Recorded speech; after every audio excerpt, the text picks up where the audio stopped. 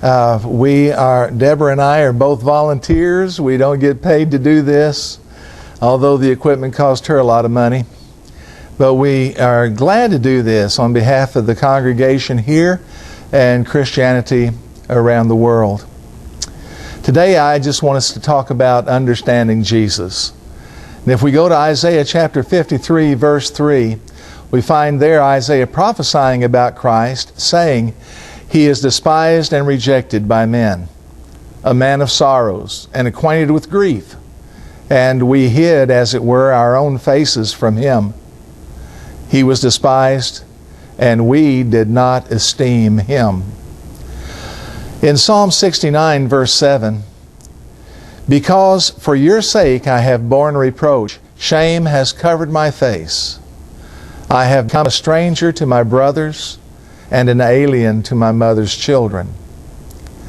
Now these two Old Testament texts introduce Jesus Christ, but they're not the kind of introductions that we might expect for the Lord of Lords.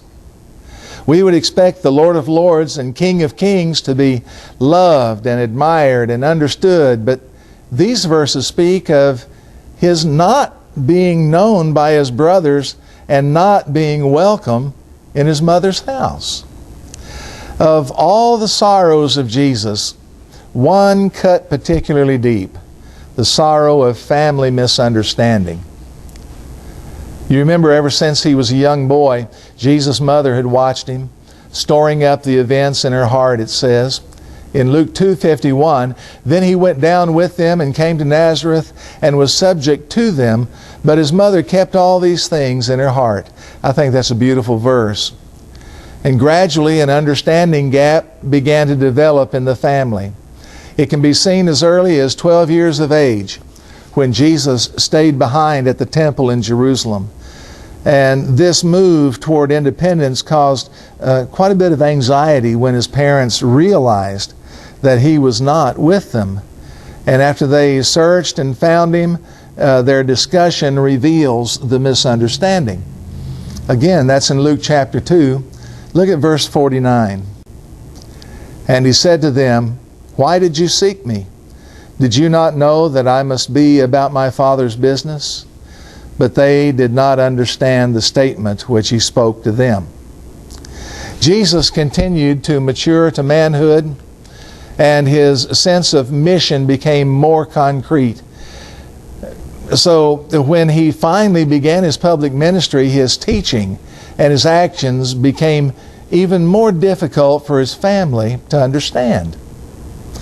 We see this in Mark chapter 3, starting in verse 20 and 21, and then 31 through 35. "Then the multitude came together again, so that they could not so much as eat bread. But when his own people heard about this, they went out to lay hold of him, for they said, quote, 'He is out of his mind,' unquote." And then verse 31, "Then his brothers and his mother came, and standing outside they sent to him, calling him. And the multitude was sitting around him, and they said to him, 'Look, your mother and your brothers are outside seeking you.' But he answered them, saying, 'Who is my mother or my brothers?' And he looked around in a circle at those who sat about him, and said, 'Here are my mother and my brothers.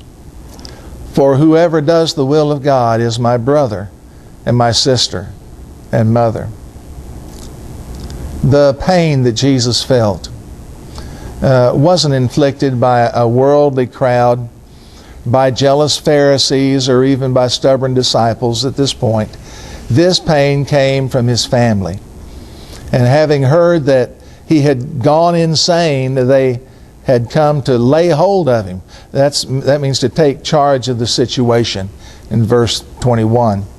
In the original language, the word is seize. They came to seize him. And we can only guess what his family was thinking. They had heard the rumors, and they must have been asking themselves, what does all of this mean? Finally, his mother and brothers could no longer ignore the answer to that question. They had been hearing about Jesus' behavior for a long time. The rumors were ugly, but they finally had to face them. Jesus, in their mind and in the world's mind, had gone crazy. He was out of his mind. He simply wasn't responsible for what he was doing. It's hard for me to imagine them feeling that way when he is healing the sick, the lame, raising the dead, and so on. But so be it. And so as they moved into the crowd, we can almost hear them apologizing for Jesus. We don't know what's wrong with him. Never mind about Jesus. He's beside himself. We'll talk to him and take him home. Now, even when they're true, these are awful things to say, but they're even more awful when they're not true. When a person is being misunderstood. And they became unbearable when they came from those whose support and whose understanding we desperately want in our lives. Those who are our own flesh and blood. Now, how much Jesus must have wanted his family to understand him. In John chapter 1, very first chapter, verse 11, he came to his own, and his own did not receive him. Now, why is this story here? What is there to learn from it? I want you to consider these lessons. From the world's standpoint, the accusations against Jesus were accurate. The word that's translated, he's out of his mind, literally means to stand outside of, to be beside oneself, to be eccentric. Well, Jesus was eccentric according to the world. His center was in a different place. You've heard someone say he operates by the beat of a different drum and that kind of thing. Well, different from what? Well, different from what the world is accustomed to. When Jesus came into the world, he found one vortex for human life. And it's the same today. What everything centered around then and what everything centers around now is self. The circle around that center was called selfishness. And everyone traveled in it. Jesus refused to be pulled into this swirl of selfishness. Instead, he did curious things like humbling himself and becoming a servant in Philippians 2, 5 through 8. And no wonder Jesus looked odd and eccentric. Satan could find nothing in the center of Jesus' life to twist or corrupt because Jesus stood outside the center of his life. Something else was at his core. He identifies it with the words, "Whoever does God's will," in Mark 3:35. Now, John recorded similar words from Jesus. Let me just go down through some of the verses that are in the Gospel of John that kind of accentuate this. John 4:34. Jesus said to them, "My food is to do the will of him who sent me, and to finish his work." John 5, verse 30. "I can of myself do nothing. I do not seek my own will, but the will of the Father who sent me." John 6, verse 38. "For I have come down from heaven, not to do my own will, but the will of him who sent me." John 8:28. "I do nothing of myself, but as my Father taught me, I speak these things." And then John 14, verse 31. "The world must learn that I do exactly what my Father has commanded me."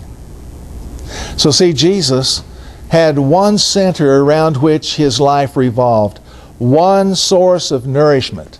That's the Father's will. And so there was misunderstanding because Jesus' life was unusual. There weren't that many people in the world at that time considering God's will. And so Jesus was very odd. And the charges against him were true. He was eccentric. He did have a different center. Selfishness is still the center of the world, and Following Jesus will still bring scoffing and scorn. In one of his last recorded prayers, Jesus said in that great prayer in John 17, verses 14 and 15 and then 18, Jesus said, I have given them your word, and the world has hated them because they're not of the world, just as I am not of the world. I do not pray that you should take them out of the world, but that you should keep them from the evil one. Verse 18, as you sent me into the world, I also have sent them into the world. Now, just 2 chapters earlier, Jesus had said in John 15:18, if the world hates you, you know that it hated me before it hated you. If you were of the world would love its own. And yet because you're not of the world, but I chose you out of the world, therefore the world hates you. Remember the word that I said to you, a servant is not greater than his master. If they persecuted me, they also will persecute you. If they kept my word, they will keep yours also. And from the world's standpoint, true Christianity continues to be eccentric. Look at the way Christians are treated around the world today. See, it continues to be off-center from the rest of the population. The broad way and the narrow way are still at right angles to each other. They revolve around different centers and spin in opposite directions. And even the language used in the New Testament to describe the Christian life sounds exaggerated to everyone except those who have experienced a new birth, a new life, a new heart, a new center, a new direction, however you want to word it. Now, much later in his own life, Peter describes the reaction of old associates to this new life and this new center. Go with me to 1 Peter 4, verse 4. Peter said, in regard to these, they think it strange that you do not run with them in the same flood of dissipation, speaking evil of you.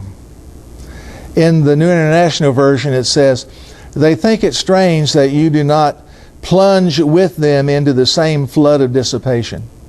He's referring to the flood of debauchery and lust and drunkenness and orgies and carousing and detestable idolatry. Those were the things that were listed by Paul and Peter. The old crowd will retaliate when we move out of their circle.